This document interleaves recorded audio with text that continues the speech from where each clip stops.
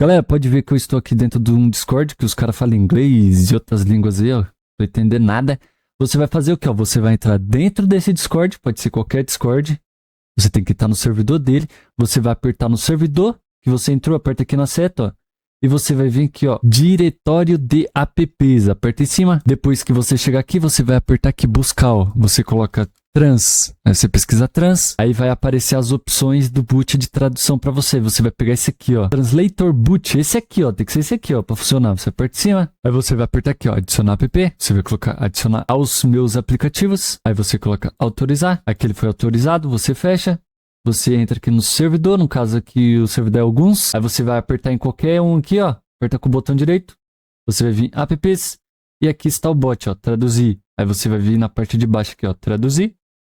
Aqui você pode colocar detectar idioma também, caso você queira. O idioma desta mensagem foi detectado como inglês. Aí você volta lá na mensagem, exemplo, botão direito. Volta aqui de novo e coloca translate to boot e coloca traduzir. E aqui ele está traduzindo para você, ó. Sim, os servidores ficaram meio maluco de repente. Fechou? Tamo junto. Deixa o like, escreve aí. E qualquer dúvida, deixa no chat. Valeu!